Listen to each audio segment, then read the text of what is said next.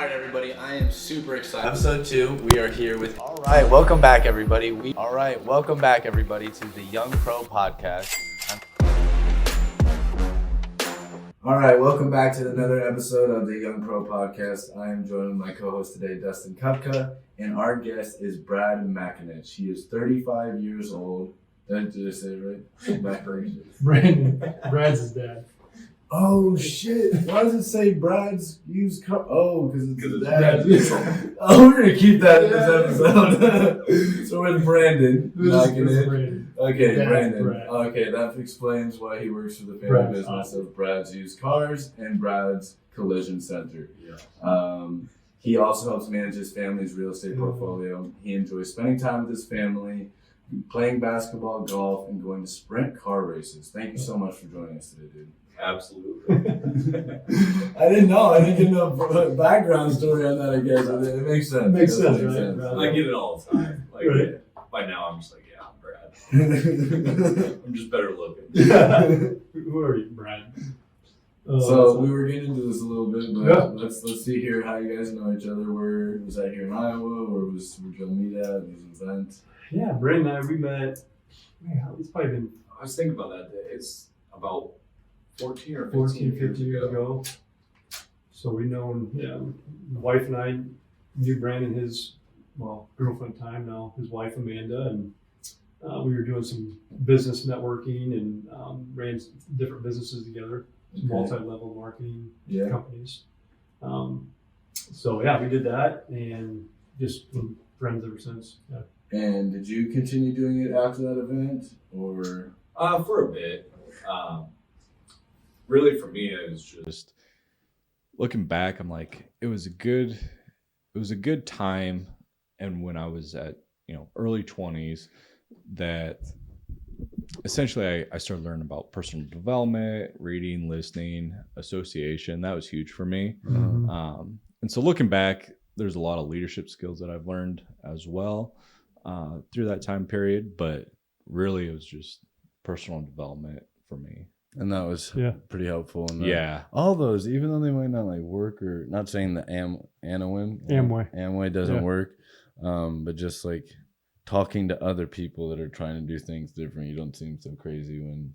Yeah, I mean, Brandon hit it right ahead. I think a networking type of, network marketing, call it whatever you want to call it, but it really does. I mean, just the skill set, just learning how to communicate, just learning how to, just interact, try to run a business. Yeah. But I think more importantly, it's like, you get around these other entrepreneurs, other people.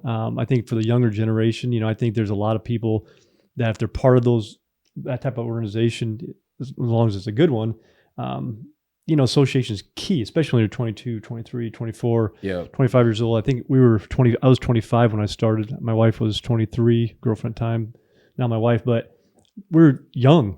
We had no idea. We had no idea on life and just trying to figure out this thing called life. So being able to pursue something, it was awesome. Some of the best experiences. I think there's a lot of people that have had experience with a network marketing company, and they're always like, they might not be doing it right now, building the business, but they're always like, man, I learned this. So I think, any type of program or business model that you can get into like that teaches those skill sets are huge. Were you already working for your dad's automotive? Yeah, so I was in college at the time over in Omaha. So winter breaks, summer breaks, I'd come back and work at the Collision Center. Okay. Yep. And so Where'd you go to college at? it's not open anymore. What? Grace University is a small school. Today it's apartment complexes. That's Really? crazy. Kinda crazy. Where was it at? Right in downtown Omaha. Okay. So I used to run, so we could run to the zoo and be a mile and a half, or I could run downtown to where the Creighton play their basketball games, and it'd be a mile and a half. And I just kind of made a loop of that. Okay. And so, we were a block off of main drag through Omaha there, that first exit right across the bridge and the river there. And so, it was fun. That's awesome. That was a Christian base, right? Yep. I mean, Christian base school. Yep. 4-year? Yeah, 4-year. 4-year. Got a business degree there. And so, it just shut down, I think, 3 or 4 years ago. But when you went to the event, you were in college. Yes. Okay. Yep. Yeah. Yep. So, like I said, I'd go back and forth, summer breaks, winter breaks, working for my dad. During college, worked three jobs, just kind of hustled, and I do side jobs and stuff like that. And so anything to make a buck. Mm-hmm. And how did Amway treat you? It was good. We made money. We were profitable. It just kind of ran its course. Biggest thing was, for me, like I said, it was the personal development. It was communication. It was leadership skills. Yeah. So it was good in that aspect. Especially in my early 20s, I'm just starting to learn, how to lead myself, how to lead other people. Yeah. And so, skill sets that I developed in the early 20s that, carry on to what you do even now. Exactly. Is your dad still a big part of that, or is he kind of phased out of the? Yeah. So my dad's ran his collision center since, I think it's been 36 years ago. Okay. And so he started off in a 2-car garage down in Indianola. Was there for a few years, and then he was right off of Fluor Drive. Okay. Right across from the airport. He was there, I think, 16 or 17 years. Wow. And then we've been at Southeast 14th on the south side of Des Moines for 21, 22 years, something like that. And so, we just went through a massive fire. I'm sorry to hear about that, but so just learning a lot about dealing with insurance companies and dealing with the city. But we're in the process of rebuilding and gonna have a brand new building there. And so, he's he's the OG. He's the top. How did he go about? Top G. Good reference. Brad's I've known Brad, for quite a few years, and Brad's a guy that it's kind of like he doesn't talk much. Like he's very quiet, just kind of very reserved. But when he does talk, people listen. Like he's very smart, very. I can still beat him in golf and Brandon. Like we always. Yeah. But Brad loves golf and he's good at it. Dustin's still down about $200. Yeah. Oh, is he? Yeah. We don't talk about that. I don't know if we bet. Yeah, but $10 a hole. No, I think no way. I think he won't do 20, so he's stuck on 10. He's a cheapskate. Well, see, I actually work. See, that's the problem. See, I'm actually building my empire, and I'm like, Mcaninch, what are you doing? He's like, I'm golfing. I'm like, I'm golfing. I'm like, dude, you. Because he wants to try to beat us. Yeah. Work smarter, not harder. I get it. He's trying to chase the champion of golf. I get it. But Brad's a great dude. Very he's old school in the way that, he just works, man. Like the guy has pride in what he does. And so is he still at the collision center then? Yeah. So he runs the collision center. So it was 5 years ago. Gosh. In couple months it'll be 5 years that we opened up a second location, which has a complete auto service, Brad's Complete Auto. So it's a 2 service bays. There we do everything from oil changes to brakes and stuff like that. The only thing that we don't do there is transmission and engine changes. Okay. And that's right off East Park Avenue. Alrighty. And then the same lot is the used car sales. And so about 5 years ago, my dad purchased the property. So he owns it too. Yeah. The real estate, and then he put his business in there. Yep. Wow. Yep. So everything, every business, he owns the property. Wow. And so, 5 years ago, I was just hustling. I was working for him too. And I was pretty much kind of learning the front office stuff at the collision center, but I'd do body work. I'd prep prep things. I was more interested in the painting aspect, like exterior of painting cars. Painting cars, yeah, yeah. That's if I was gonna stay there, that's what I was wanting to do. Yeah. And then this came open, and he's like, "Who's gonna run the car sales?" And about that same time, I was like, you know what? Selling cars sounds a lot better than working on cars for the rest of my life.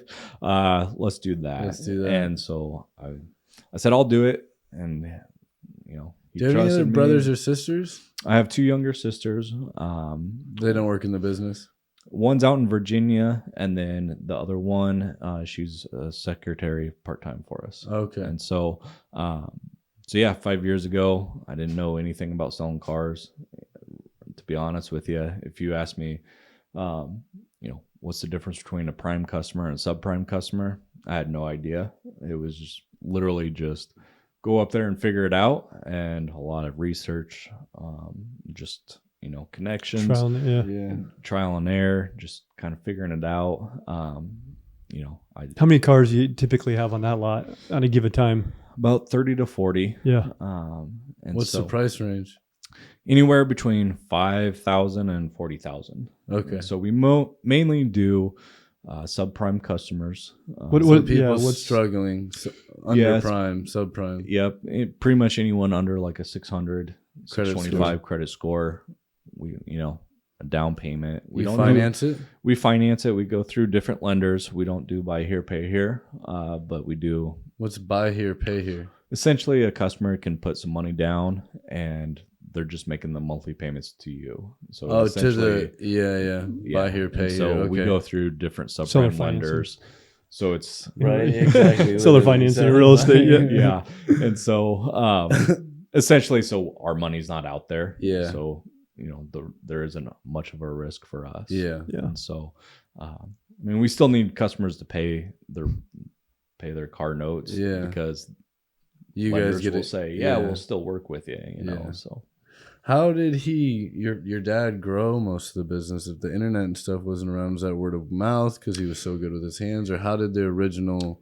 Yeah, so it was honestly just word of mouth and just reputation. We honestly have not done a ton of marketing. We'll do some, you know, commercials or radio commercials here and there, but how do they do for you?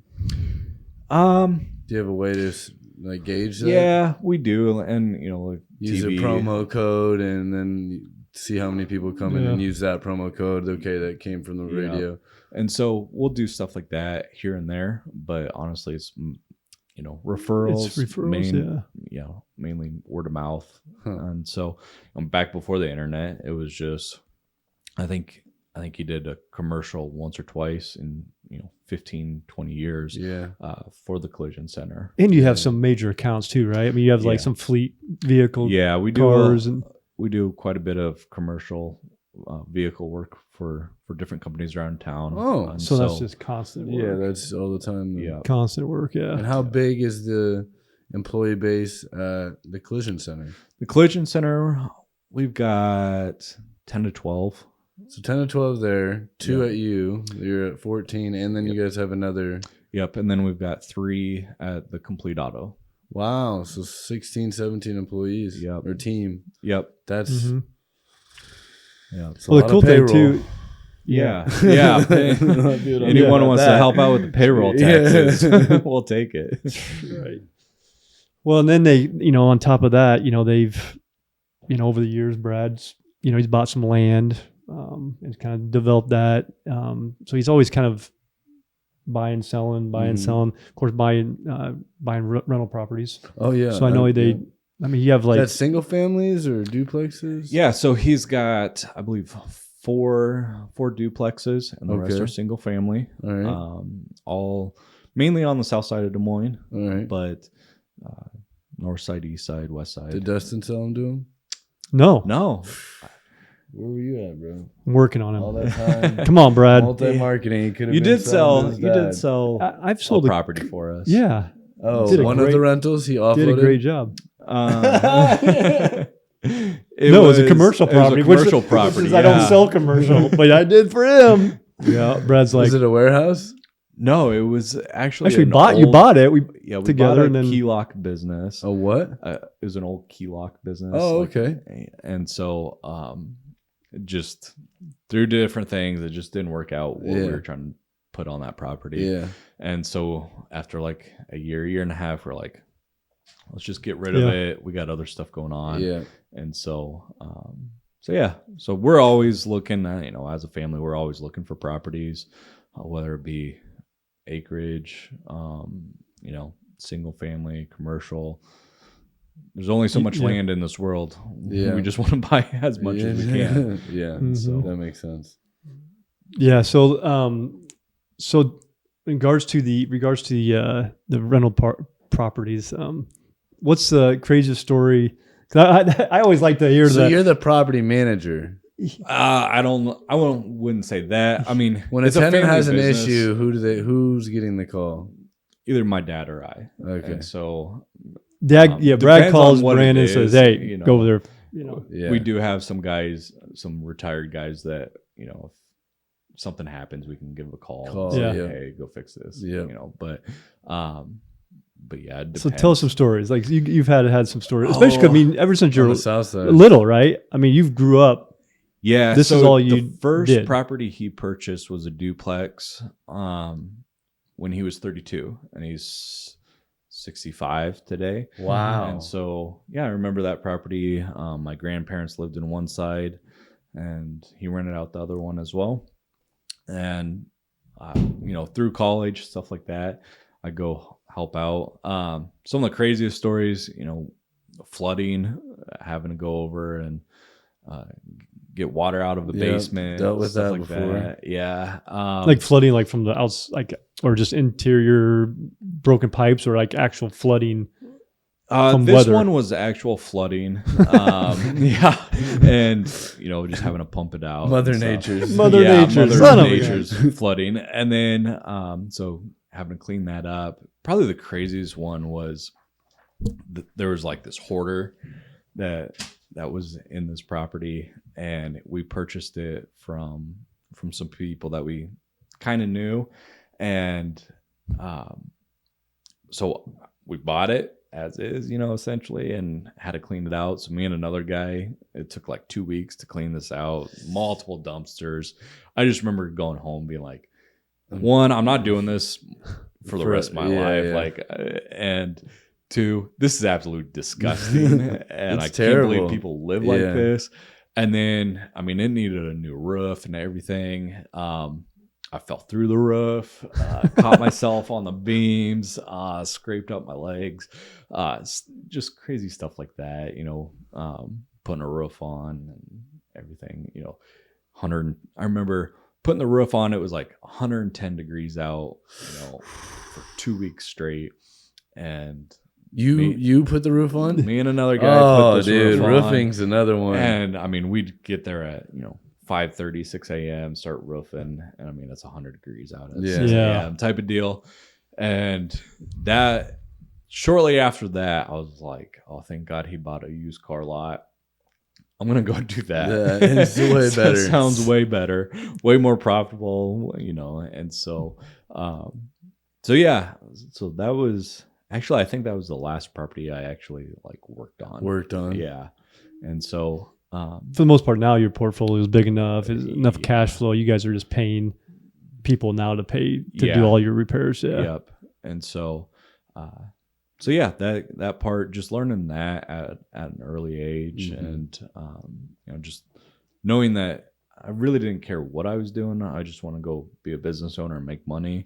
I did work at Wells Fargo for like a year and a half, and that was so boring. I could not stand corporate America. Like a bank teller, or no, I was doing lender? loans. Yeah. And so I was a processor type of deal. Okay. And I just hated it. I was like, how do people do this for 20, 30 years? And so I just knew, all right, it was one of those deals. Like, I got done with college. My dad was like, go get a job somewhere else. Cause I had been working there. For so long. Yeah. And he's like, go experience other stuff. And I was like, after a year, I was like, I'm out. I can't do this. Can't do it. Yeah, I'm Can't either do this. gonna go do something myself, or I'm gonna come work for you. But I'm not doing corporate America. What was the biggest takeaway that you got from either leaving corporate America or going in and realizing this ain't for me? Just the politics side of it. I've never been into like the politics stuff and just the games that I've never been in corporate, so you're not missing anything. What do you mean by politics?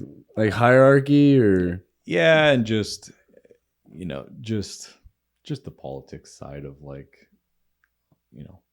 what you have to do, what's acceptable, what's not pay you acceptable. enough to stay, but and just the politics as far as like, oh, we're gonna give you more work, but we're not gonna give you a raise, stuff like that. And or if you want to do something a different way, you got to go through 2, 3, 4 people to get your idea changed and stuff like that. And so I just didn't want to climb the corporate ladder. I wanted to own the ladder, and so or be part of the family business that own ladders, and so I always wonder, we've talked to a lot of friends, a lot of people that we talk to, and some people go this path and other people go in this direction, or their mindset's this way. But it's amazing how, always wonder, is like, is it truly people's upbringing? I mean, Brandon was basically grew up entrepreneurship in a household where dad got up at 5 o'clock, working all the time, in that lifestyle.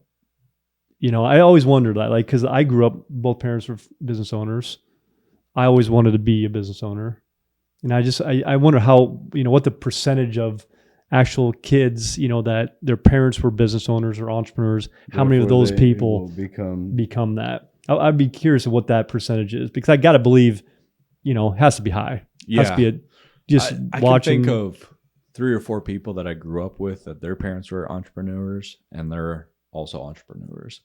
And now their brother and sisters are not. Yeah. And so for sure, I think it's just something inside of you, Yeah. I mean, I grew up with 2 sisters, and one's working with the family business and one's not. And so I think it's personality is some of it. I think that's huge too. Yeah. Not everyone. And I was the only boy, so I was getting drugged to houses and stuff like that. Yeah. And it was something that finances I was always interested in. I remember having conversations at 8, 9, 10 years old asking about finances. Yeah. And I don't think a lot of 8, 9, 10-year-olds are asking those questions. Right. And so it's just something that I've always been interested in, and and just wanted to. The cool part is I got to see my parents go from struggling to success, where some kids I don't think get to see that. Sometimes maybe they're born into that success part already. And you can't appreciate it as much. Exactly. Yeah. And so I remember, when I was little, my parents couldn't afford a car seat, and family friends having to help out with buying a car seat and stuff like that. And I remember going from a really small house and them remodeling things as my dad's business was growing, to as his business continued to grow and get bigger, to them seeing them buy nicer cars and buy a bigger house and stuff like that, and being able to pay for dinners when people, groups of friends were going out to dinner. Everyone else got those alligator arms, and there my parents are paying for everyone and stuff. And so I just remember growing up being like, all right, I want to be that. I don't want to be this, and I'd rather be the one paying for the dinners as compared to the ones. Oh, who's paying for this? I hope Gotta go back I hope this guy is, And so it was just kind of a cool success story that I got to grow up in, seeing firsthand, and just made me appreciate it. And still today, my dad's the hardest worker that I've ever met. Yeah, and I don't see him slowing down anytime soon. And so does he want to? He'd like to cut back on some hours.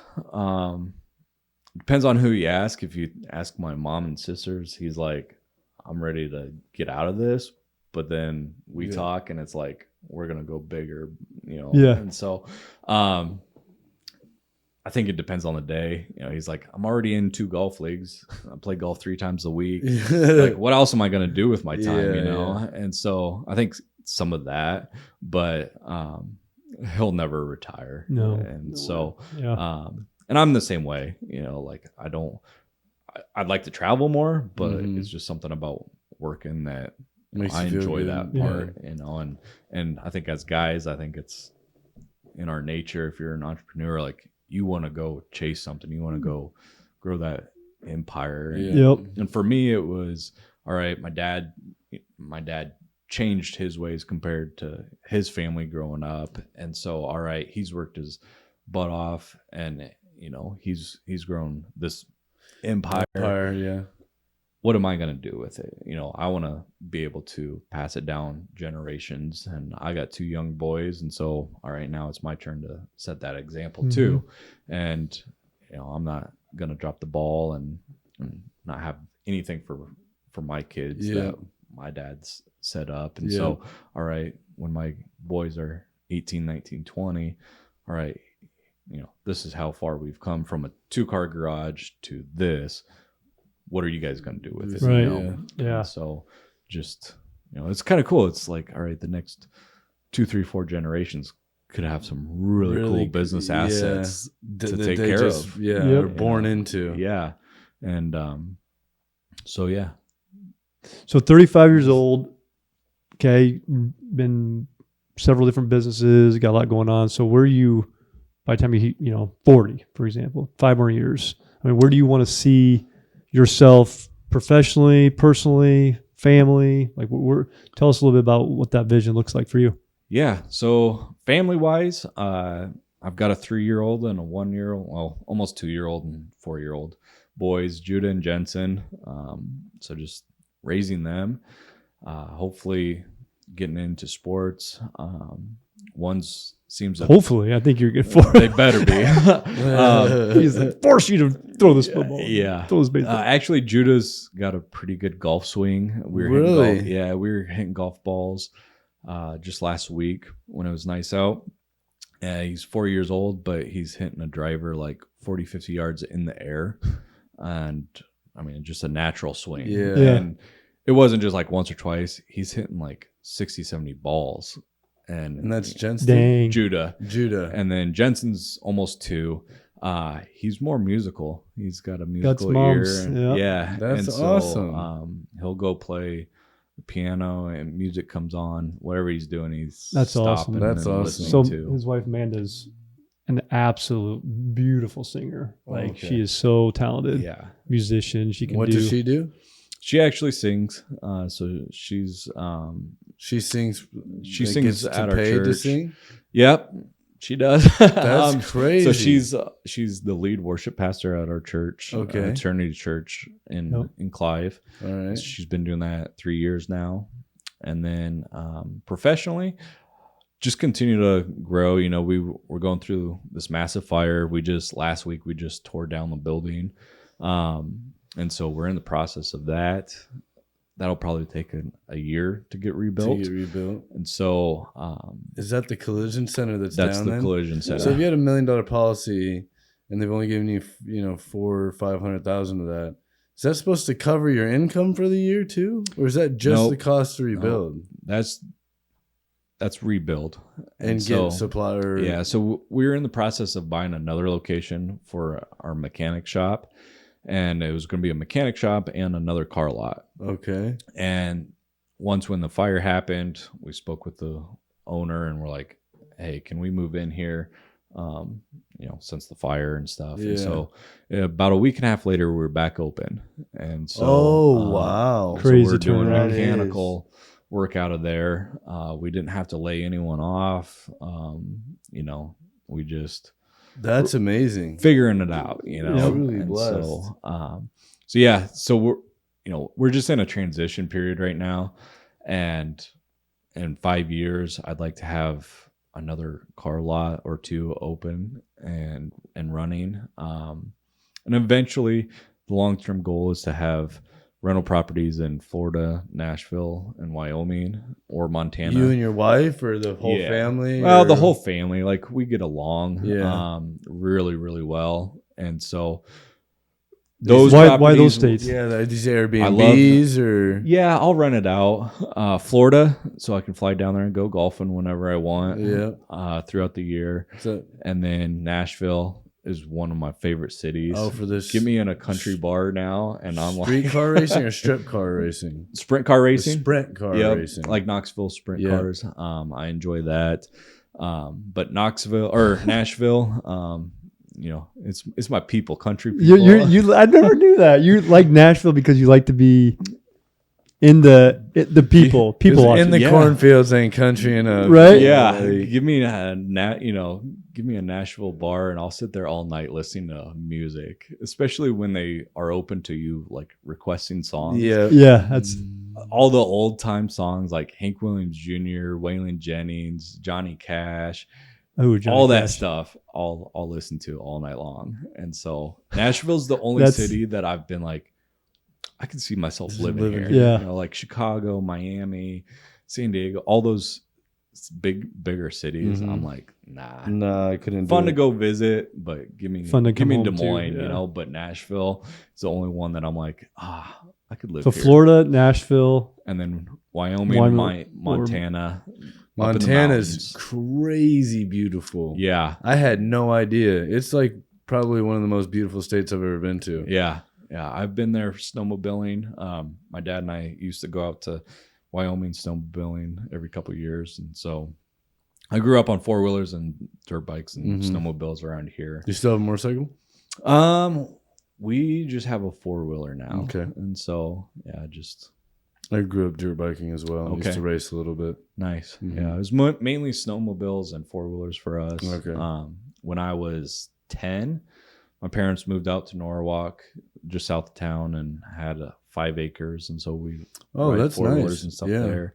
And then when I was 15, they moved where they currently live, and it had 15 acres. Oh. And so that's we'd ride quite the 4-wheelers. Yeah. Oh, it's beautiful country. Ride all around. Yeah. We used to take our paintball guns and ride 4-wheelers and shoot at each other. Yeah, we've got a 4-year difference between us. Okay. Yeah. Gotcha. I'm 31 now. Oh, young buck. Isn't it crazy that like when you were younger, you used to think 30, was 35 old. was old. Yeah, and now you're 31, 35. It came out of my head when he was like, oh, you're 35 now. Where are you going to be at in 5 years from 40? And then I like clicked in my head. I was like, dang. He's only 4 years older than me. That's like 40's like, nah, I'm closer to 40 now than I am to 20. After 30, I was just like, I'm not going to even remember anymore. Like, it's just it's interesting number. Though, 20s. You married guys get that get that privilege though. Single guys got to be constantly reminded how old they are. Yeah, we're good. We're set. Yeah. But it's interesting though, like, in your 20s, just the perspective or how your mindset is and how you think of things different. And, in my 20s, I thought I had it figured out. I really thought I had a really good understanding. I was listening to some podcast and this guy was talking about how the human brain, it takes for like until you're 28. Like talking fully about mature. Yeah. Talking about like kids, like they were talking about developing kids and trying to help them with behavior and how that doesn't like your brain is literally changing all the way till you're like 28. And so they were saying like people that have young adults, they're screwing up. It's okay. They're still, the brain's still growing. But yeah, just that, there's some people that I know are past 28 that their brain's must not have fully developed. Yeah. It's still working. Yeah. Some of the stupid stuff that comes out of their mouth. I'm like, what? It's truth. But then, you get through this, and I think the 20s, you're just trying to figure out whatever, you're just going, and now you're entering that 30s, where you really dial in a little bit more. You're still like a wild man like Ethan, but you're still kind of trying to figure out that place. But I really think, man, from my perspective, 40s, that's when you double down and you start really having fun. You start really understanding who you are, what you're doing, what your goals are, and then I mean, we've had more success in the last, 3 years in my life than I had in 10 years prior to that. I mean, just the amount of, just the accumulation of stuff, it just starts, for me, was compounding. It just started clicking at, late 30s, early 40s. And I've heard that many times of people like, man, 40s is where you grab a hold of life and then you just benefit from it from, your 50s and 60s and stuff. So I'm excited about, you should be pumped about. Nope. I'm chilling right now. Pumped about, see, you're just chilling. Yeah. Chilling. So you're not doubling down. Trying to get to 40. You're trying to, the mindset, you gotta get the mindset. Yeah, I do need that mindset though. Yeah. I could use that. To double down. Slowing down a little bit. You do a lot better. Well, that's awesome. So professionally, that's kind of where you're at, 5 years. That's kind of what you want to do. Okay. Yeah. And I'd like to, for me, it's more of still owning companies, owning businesses. Yeah. I see myself doing that till I die. Just having the freedom to, all right, I want to take 2 or 3 days off here and go somewhere. Yeah. Facts. And then, so how would you explain, you hear this term financial independence, right? Thrown around quite a bit. So in your mind, what is that financial independence or freedom? What's that? What's the definition of that for you? For me, I think it's different for every person. There could be someone that makes $40,000 a year. They're financially set. They're, they have no debt. Maybe they only have one kid, something like that, and they can live off that. Compared to someone that they want a private jet and it's going to cost them $40,000 to fly it to Portugal or whatever. Yeah. And so I think it just depends on the person. For me, I'd like to have that private jet. I'd like to be able to, for me, so humble, just modest and just shooting it right in there. Well, for me, I want that jet. Right. Have you been on a PJ, a private jet? One. Yeah. What? Twice. Oh, you've been on it twice. Okay. Yeah. They were like a smaller person one. or smaller ones. I'd like to be on. I've seen one for the first time. 12, 18. Greg has one. Oh, really? Our guest that we had, he has one. He's his own. He did say that. So financial. It's just being able to do what you want when you want with whoever you want. And I like that, for as long as you want. Yeah. And I say it just like that too. Yeah, and so that number changes. Yeah, and I will say, it seems like when you figure some things out, you get some life experiences, you figure out business a little bit, and you're like, okay, that $100,000 wasn't that hard to get. That $200,000 wasn't that hard. And you're like, all right, we're getting close to $1 million, and so then you're like, all right, how quickly can we get 10 million, and stuff like that. And so that compounding effect, it's crazy. Yeah, really. So I think the sooner that you get your finances in order, for my wife and I, we were completely debt free besides a house at 25. Wow.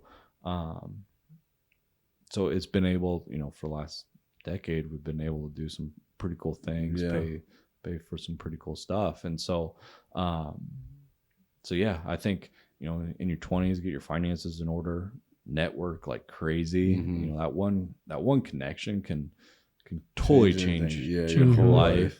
We've got we know that. Some pretty cool stuff we're working on, whereas it literally was one connection on a summer day. I remember it was a connection of a connection of a connection that led me to some pretty cool projects that we're working on. And I'm like, man, this project here could take us to the next level. And so you just never know that one connection where it could lead. And hopefully you got your finances in order, stuff like that you can, when that opportunity knocks, that you can kick that door down and walk through that door. And so I see so many people not prepared for those opportunities because, they don't have the mindset, they don't see the opportunity, or they don't have the finances. They might be able to get in on this apartment complex deal because they know someone, but their finances are in such terrible shape that they can't take advantage of it, and so. How do you recommend people approach, networking, whether that's somebody that they know is at a different level, whether that's just a complete stranger, whether that's somebody that they is in their environment, but doesn't know their financial situation. Do you have different advice for all three of those, or do you just kind of keep it the same for each approach? Yeah, I would say, one, develop yourself. You got to have the confidence. You got to be able to, just taking care of yourself, looking sharp, stuff like that. As guys, just looking presentable, but having that confidence too. And then just network like crazy, and be thinking of not what can this person give me, but like what value can I bring this person. And I think the more that you can develop yourself, the more value that you're going to bring that person. And don't be looking for the reward right away. It might take 2, 3, 4, 5 years, and then boom, that one opportunity, and you can, that value that you've been bringing for a year, 2 years can really pay off. Yeah, and so that's huge. Yeah, the more skill sets that you have, and I think in today's world, the more communication, the more leadership skills you have. So it seems like everyone just wants to sit behind a keyboard and be keyboard warriors and do stuff that way. I mean, when's the last time that someone wanted to? We have to put that on keyboard warriors and learn how to have tough conversations. Yeah. I mean, we've had a few, and how many people just want to do it through text? It's hard. Yeah. Have you read the book Crucial Conversations? Yeah. It's amazing. Yeah. Oh my gosh, that book was. Have you read that book? It's a really good one. Sounds like a good one. Yeah. Yeah. And so just those communication skills, I think this younger generation's lost some of that. Yeah. Oh man, it's so worked up. Yeah. And so great book. Yeah. But being able to communicate. We're actually no matter what industry you're in, if you can communicate, you're going to get paid. Yeah, we're just doing that with our kids. Like, we have 11, 12-year-old, 9 and 8. And just last week, I'm like, I'm so tired of ordering food for you guys. I mean, I didn't say that to them, but in my mind, I was like, what are we doing? Like, what are we enabling them to be able to look at us and not look at the, the server in the eye? And so, you mean when you go out to eat? Oh shoot, I always make that. Yeah. So I'm like, all right, this is it. I'm done. Like, you're gonna, and they would, be, nice, but like they have to like do the whole order. That's nice. And that's, and then there's this literally there's interaction going back and forth, and you're seeing. It's so cool because we've been doing this. Like, we were on vacation last week. I'm like, you know what, this is what we're doing. And we've gone out 3 or 4 times since then. And just that tweak, it's just been amazing because now they know it's coming. Yeah. Like, they know Dad ain't doing nothing, right? Yeah. So now they're, it's almost like they're preparing. Yeah. They're getting ready. They're asking us questions because they know that they're going to have to talk to this person. Yeah. And so we're like kind of, they're asking so we can prep them. And because every restaurant's different, so they have to like self-discover like what they want. They got to figure out on the menu. I mean, you think about ordering food for yourself, like we just kind of do it, right? Yeah. But as a young person, there's a lot of things you got to, because there's layers, right? Do you want with this? Do you want it with that? Yeah. Do you want this condiment? Do you want this? Do you want, I mean, there's things that so it's just been really eye-opening in the last 3 or 4 times. Like, wow. Like, and it's like, we just get in this, especially with, raising kids, like you just, we do so much for them, and it hurts to see them struggle, and try to fight through it. But yet that's the best thing for them. It's good for them. So good for them, and then because the cool thing is once they get on the other side of it, man, they're jacked. Yeah, they're so excited, and now they're ready for the next challenge or whatever, So, We did a thing with Judah. We're doing it with Jensen too. He's almost 2. But when Judah was 2, we'd start teaching him personal responsibility. So he's 2 years old. Whether it was like throwing away a bar wrapper, a cookie bar wrapper, and he'd leave it on the counter, and we'd say, "Hey, take personal responsibility. Go throw that away." And he'd say, personal responsibility. You go throw it away. And so, it's kind of cool because he'll pick up his toys and he'll say personal responsibility and stuff like that. That's really cool. That is really cool. Yeah. And so, as a 4-year-old, he understands personal responsibility. 20-year-olds yeah, some 20-year-olds it seems like. Right. And so, it's kind of cool seeing the 4-year-old starting to teach the 2-year-old personal responsibility now too. Yeah. Well, we're kind of getting close to time, so we like to we have like 2 or 3 questions. We always bounce back and forth to guess for like the next time we have them on, or just kind of see where we're at. So we'd like to hear what goals you have set for, to complete before January 1st of 2024. So when we have you on your next, we could have you on here again. Okay. Yeah, depending on how the viewers, like you, right. obviously. All 54 of them. I think we got 50 some. Tyler, how many we got? We got 54. We got 54. I'll check. Because it's happening. Like we could have added 5 or 10 in this episode. So I need at least like 27, 28 people be like, yeah. Get this guy. Hey, have you liked our stuff? Yeah. Yeah, you liar. Have you seen some of the videos? I have seen some. Okay. Oh man. Cool. That one time we had like 10 people like liking us or following us, and like we had like 15 people on the show. We're like, what the heck? The even guests us. Yeah, our guests aren't even liking what we're subscribing to us. Yeah, come on. We need some. I'll hit the subscribe. We need some. We need some subscription. Yeah. So let's hear what you got. Let's hear business related, and then like self, whether that's like including your family or that's like a hiking trip you want to do, whatever that is. But business next 8 months. Yeah. Business goal. So one of our lenders, with our subprime lenders, for every 50 cars that you sell, it's called a pool.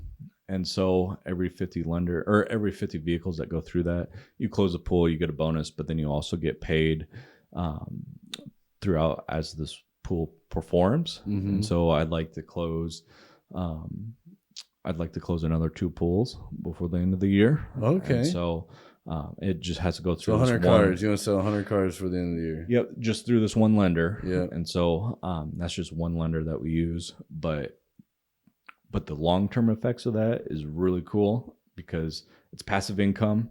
So you can, because every time the buyers make their payments, you get a kickback. Yep. Okay. Yep. And so as that car note's getting paid, through that pool, you're getting bonus checks every single month. Yeah. And so you start stacking those up. Another guy I know, he wasn't even open for like 7 years, and he's still getting really good passive income. And he's like, I haven't sold a car in 7 years. And so you think about doing that for, I'm only 35. Yeah. So let's say we Another continue 5, to do 10 this. years, yeah. Well, for, the next 20 years, we're opening and selling cars. That's something that we can pass down to. That's just another passive income stream that we can pass down to our kids. So that's a main focus, is getting those pools stacked up. And then personally, golf game, I want to shoot below 80. I've been close a couple times. See that whole thing? He doesn't work a lot. He just plays golf. And so, through COVID and coming out of COVID stuff, we didn't take vacations really. Just business wise, we just didn't. We went to Vegas and Arizona, but we haven't taken a vacation for a couple of years. And so I'd like to get a vacation in. And then really it's just going to be focusing on getting the rebuild of the collision center. Yeah. That's taking up a lot of time and stuff. And so we've got a meeting next week with the city and stuff. So that's just going to be a priority, getting that done. Makes sense. And so, those are pretty measurable. We'll be able to figure out the next time we have you on if you did those or not. Yep. Yeah. Next time, hopefully the collision centers. The nice thing is it's going to be a new building, all new tools and all new equipment. And so, people just don't realize that, a paint booth's $120,000, frame machines, 60, 70 grand. I mean, you got, my dad's toolbox is bigger than this room, and just the box is 30 grand. And Jeez. just the box, Mhm. not including The tools that go into it. Yeah. And so That's I mean, it has to be. It's going to be so cool for your dad to be able to have a brand new from the ground. I mean, I know it's up. a horrible, tragic, yeah. terrible thing. However, once the smoke clears and you guys are past this, like, and he owns the building too, so the building will be brand new. the building was paid off, so yeah. So then it's like, oh geez, we just paid this off, and now we got to build a new one. But yeah, when it's cool part is anything in the auto industry we can do, mechanically, we sell cars, we can do the body work, so we kind of have that cornered, I guess you could say. There isn't anything that we can't do, and so it'll be a really, really cool building when it's done. That's awesome. Well, you want to cap us off for the day, man? I think we have to get to going. Yeah. No, I think it's been we can keep me and him keep going. You can just hang out over here. What? Got things to do, places to go. Actually, we're going to look at some land. That's my appointment. Development? For 4:30. Actually, it's for my brother. That's from Texas. Shane. Yeah. For what? He just wants to buy a bunch of land down here in Iowa and like tillable land, or just land that he can eventually build on, and so we're gonna. Is he here? Yeah, he flew in. What? Yeah, dude, flew in. And, yeah, actually, the funny thing is he has a. He can look good in his jeans in that right. The Come and Go Kraus had a meeting with him. Who? Kraus, the owners of Come and Go. Oh, really? To do some work for him? Yeah. So they he flew up and did a presentation for him. And how long is he here? He was like here Monday and Tuesday, and I think part Wednesday working with. Well, yeah, dude. Yeah, let me know if you guys want to get together tonight or something. Yeah, Thursday, Friday. So he's here today, and so that's what I'm doing. Let you get going to that. Yeah. Thank you so much for watching another episode. We will catch you guys another one. Have a good time. Peace.